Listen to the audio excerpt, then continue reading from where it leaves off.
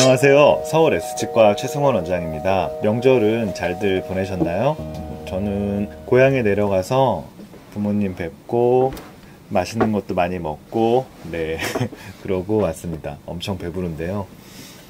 오늘은 이제 최근에 제 유튜브 동영상을 보시고 댓글들을 많이 주시는데 제가 일일이 댓글에 이제 답을 못 해드릴 때가 많아서 최근에 써주셨던 댓글들 보고 제가 말로써 답해드리는 시간을 가질게요. 예전에 이게 이제 오늘이 2월 7일 목요일, 그러니까 연휴 바로 다음 날인데요. 목요일 이제 진료 마치고 7시가 되어가는 시간입니다.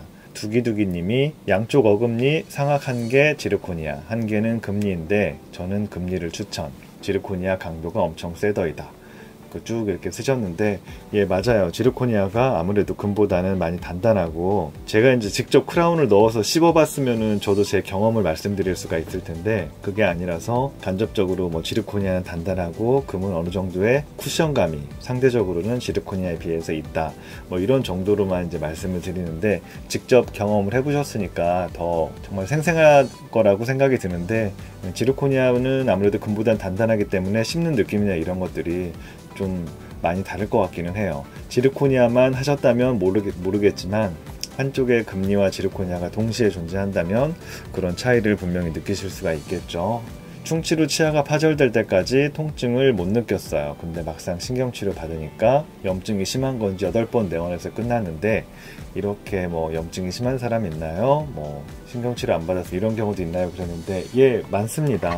충치가 많이 진행돼도 전혀 이제 느낌이 없고 했는데 이제 막상 신경치료를 하게 되는 경우도 종종 있고요. 그만큼 내가 인지하지 못하는 사이에 충치가 깊어졌으면 염증도 심하게 됐을 거고, 단순히 신경치료 동영상에서 말씀드린 것처럼 안에 염증을 기계적으로 긁어내는 치료뿐만 아니라 이제 약제를 이용해서 화학적으로도 치료를 소독을 하면서 계속 치료를 해야 되기 때문에 신경치료 횟수가 자연히 늘어날 수밖에 없고요.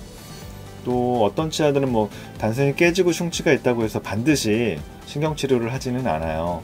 신경치료도 이제 충치를 제거하다 보니까 치아 속까지 염증이 진행되어 있는 게 확인됐을 때 이제 그때 신경치료를 들어가는 거지, 충치가 뭐 깊다, 그리고 이제 일반적으로 내 충치가 깊은지 아닌지는 그것도 직접 파봐야 알거든요. 엑스레이에서 보여지는 것과는 다른 경우도 많이 있어서 결국 눈으로 직접 보고 파봐야 이게 이제 신경치료를 할지 말지 판단을 할 수가 있는데, 웬만하면은 신경치료는 피할 수 있으면 피하는 게 좋기 때문에 신경치료라는 과정에서 염증이 있다면은 부득이하게 그거는 이제 어쩔 수 없이 진행을 하는 게 신경치료인 거고, 일반적으로 신경치료를 안 해도 되는데 일부러 하는 치과 의사들은 아마 많지 않을 거라고 생각을 합니다. 그 다음에 신경치료를 할 만큼 이가 상했으면 얼마나 아픈가요? 비슷한데요. 신경치료 할 만큼 이가 상해도 많이 아파하시는 분들도 계시고, 또 전혀 뭐 아프지 않아 하시는 분들도 계셔서 통증이 어떻다, 또 통증이라는 거는 사람마다 다르고 굉장히 주관적인 거라서 똑같이 꼬집어도 누구는 아프다고 막 난리고, 어떤 사람은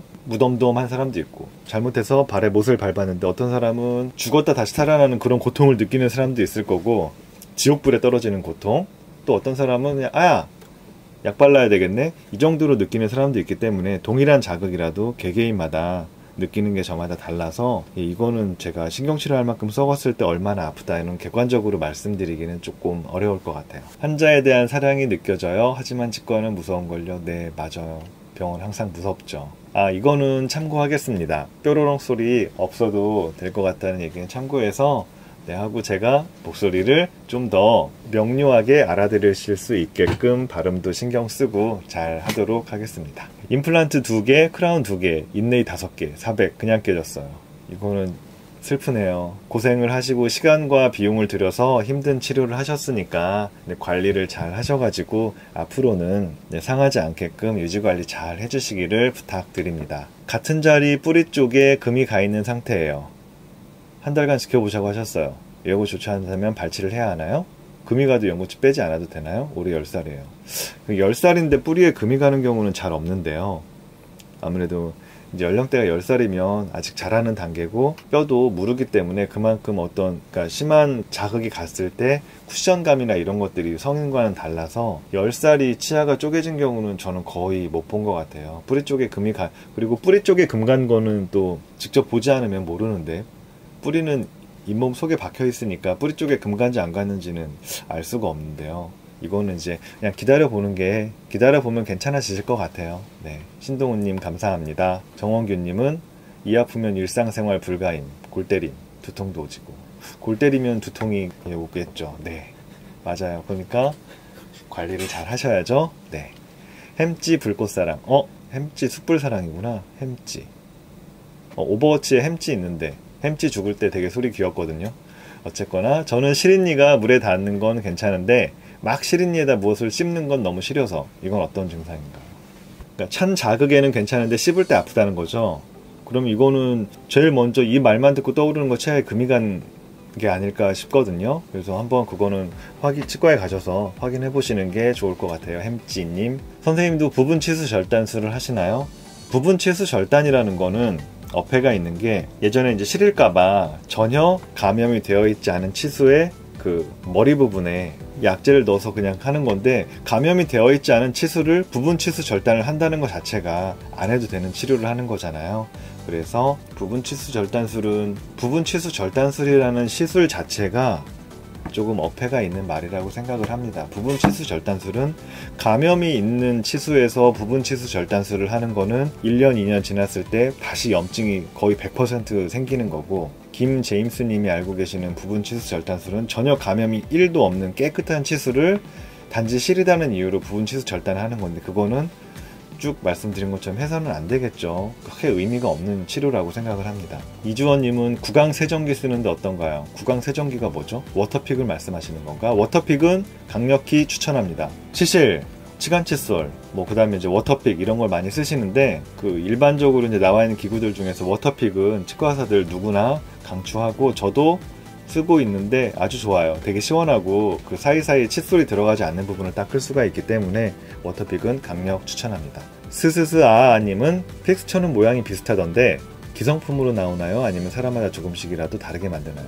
픽스처는 사람마다 맞춤으로 깎을 수는 없겠죠. 공장에서 거의 대량 생산으로 그냥 돌려서 깎는 거기 때문에 픽스처는 지름과 길이라는 그 사이즈는 차이가 있는데 맞춤으로 나오지는 않고 그냥 원형으로 직경과 사이즈에 따라, 길이에 따라서 조금씩 차이가 있을 뿐 전부 다 기성품입니다. 현진님은 윗니에 앞니, 옆니빨 한 개가 없고 벌어진 앞니인 케이스예요. 이런 경우도 발치를 해야 되나요? 이제 교정 말씀하신 것 같은데, 윗니에서 교정을 할 때 앞니는 가급적이면 이제 지켜야 되잖아요. 그래서 만약에 옆니가 없는 게 그것도 진단을 해봐야 되는데, 선천적인 결손이라면 두 가지 선택지가 있는데, 이거를 앞니가 없어진 공간을 최대한 확보해서 나중에 임플란트나 이런 걸 이용해서 수복하는 방법, 아니면 그 없어진 이빨을 그냥 그 공간을 이용해서 폐쇄해가지고 돌출이나 이런 걸 개선하는 방법인데, 한쪽에 앞니가 없으면 아무래도 이게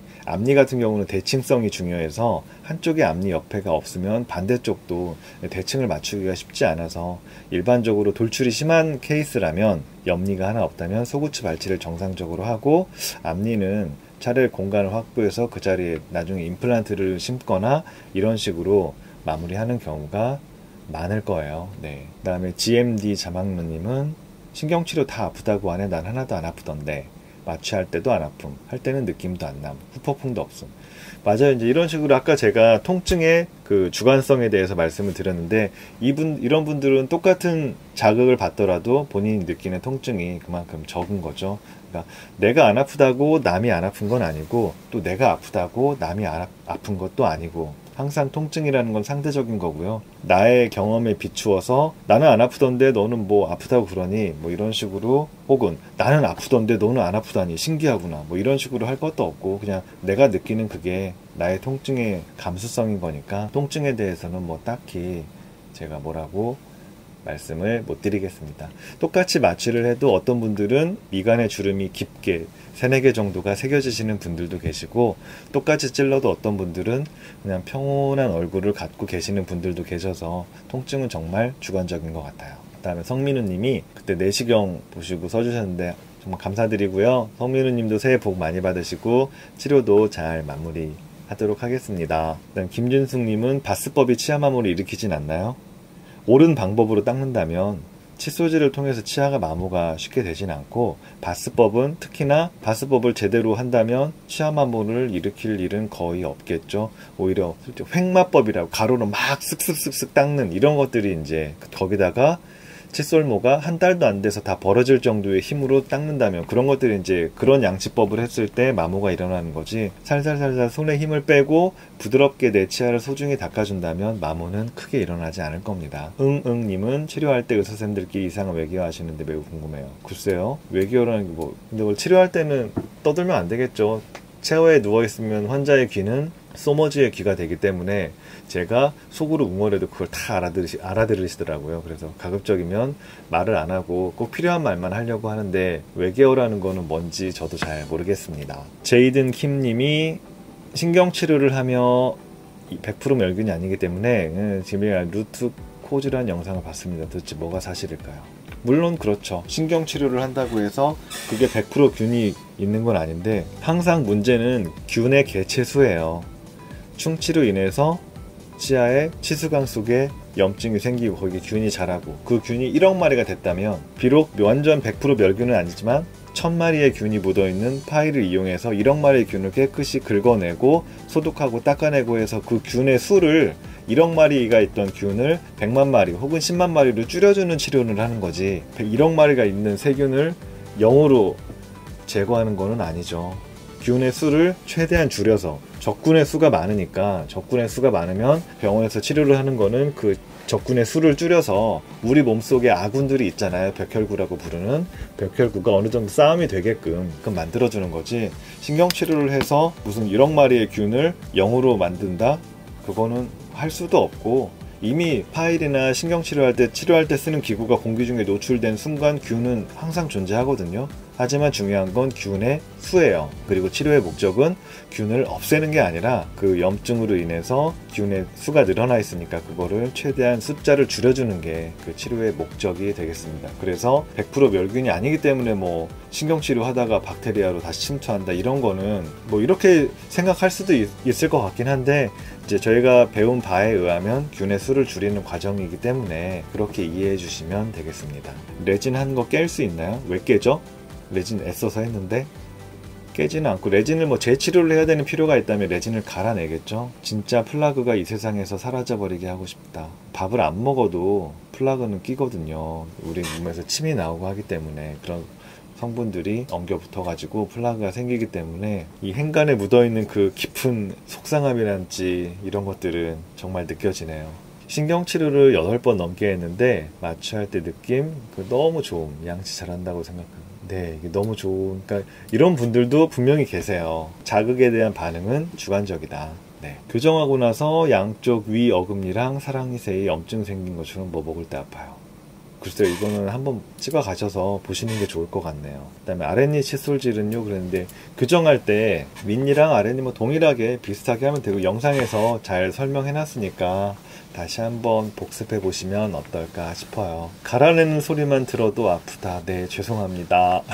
나중에 기술이 발전하면, 예전에 그 핸드피스라는 게 그 고압의 컴프레서에서 압축 공기를 빡 쏴서 터빈을 돌리는 거다라고 말씀드렸었는데, 그러다 보니까 그 압축 공기 휙 하는 소리가 나는 거거든요. 나중에는 그런 압축 공기가 아니라 무소음으로 샥 돌아가는 핸드피스도, 그런 기술 발전은 금방도 될 수 있으니까 이제 소리가 나지 않고, 예를 들어 위 갈 때 노래가 나오는 그런 핸드피스도 나오면 좋을 것 같아요. 하는데 좋아하시는 노래가 뭔가요? 그래서 네, 음파 전동 칫솔 쓰면 회전법, 바스법 동시에 가능합니다. 단 세게 하면 치아 만모가 빨라져서 뒷몸이 점점 가라앉고. 제가 지금 전동 칫솔을 쓰고 있거든요. 그 말씀하신 음파 전동 칫솔 소닉. 근데 전동 칫솔을 힘을 줘서 하는 게 아니라, 전동 칫솔의 제가 장점이라고 생각하는 게 스스로 떨잖아요. 그래서 잇몸에 그냥 대고 있으면 자동 바스법이 되거든요. 그래서 그냥 대고만 있는데, 음파 칫솔을 가지고 이거를 막 문대는 게 아니고 그 진동을 그냥 치아가 부드럽게 느낄 수 있게끔 대고만 계시면 돼요. 신경치료라는 환자를 기만하는 단어는, 신경치료가 환자를 왜 기만하는 단어인지. 네. 조현정님은 네, 영상 보고 인상이 잘못 나온 임프레션 확인하는 방법. 아마 이제 치과 위생사나 아니면 치과계에서 일하시는 분 같은데 선배나 아니면 원장님께 한번 자세히 여쭤보시면 그건 이제 실제 임프레션을 보고 인상체 나온 걸 보고선 여기는 이래서 이렇다라고 얘기를 해줘야 되니까 제가 말로 뭐 설명할 부분은 아닌 것 같아요. 잇몸 위로 크라운을 씌우게 되면 시리거나 그러진 않나요? 치은 연상 마진, 치은 연하 마진 이런 게 있는데 잇몸 위로 씌우면 만약에 신경치료가 안 된 치아라면 잇몸 위로 크라운 경계를 잇몸 위로 뒀을 때 그 밑으로 시리거나 그런 말씀을 하시는 분들도 간혹 계시기는 한데 그거는 크게 중요하진 않은 것 같아요. 항상 잇몸의 건강을 먼저 생각을 해야 되고 그리고 크라운으로 잇몸 밑에다 경계를 둔다고 하더라도 그건 단지 잇몸에 가려질 뿐이고 잇몸 밑에 뿌리는 똑같은 자극을 받거든요. 그래서 일단 눈으로는 잇몸 위에 크라운 마진이 있고 뿌리가 혹은 치질이 드러나 있으면 왠지 거기가 시릴 것 같다라고 생각하는데 실제로는 크게 연관은 없고 잇몸 위에 마진을 둠으로써 얻을 수 있는 이익이 더 크기 때문에 그래서 치은연상 마진을 씁니다. 내시경 얘기구나. 비수면 내시경 했는데 그래서 저도 그 키쿠 제이님의 글을 보고선 저도 이제 환자분께 좀 더 편안하게 잘 대줘야 될 것 같다는 생각을 했어요. 그 다음에 또 그쵸, 선단 공포 주사 참 잘 맞는다고 하셨는데 주사도 맞아요. 잘 맞으시는 분들도 계시고 또 어떤 분들은 동일하게 바르는 마취약을 바르고 마취를 해도 또 많이 아파하시는 분들도 계셔서 그러니까 이 주관적인 통증의 이 주관성에 대해서는 제가 뭐 어떻게 더 이상 드릴 말씀이 없네요. 뭐 했길래 이가 이렇게 썩을 수가 있어요. 글쎄요. 항상 뭐 모든 일엔 다 사정이 있잖아요. 이분도 생활하는데 바쁘기도 하시고 뭐 이런저런 사정이 있어서 미처 이제 적정한 시기에 치과를 가시지 못하지 않으셨을까 생각을 합니다. 일단 오늘은 많이 길어지면 지루하니까 여기까지 하고요. 제가 틈날 때 소중하게 댓글 주시고 궁금하신 것들도 많이 여쭤보시는데 거기에 댓글 잘 달아서 좀 궁금하신 게 해소될 수 있게끔 노력을 하겠습니다. 오늘도 시청해 주셔서 감사드리고요. 이상 서울 S치과 최승원이었습니다. 감사합니다.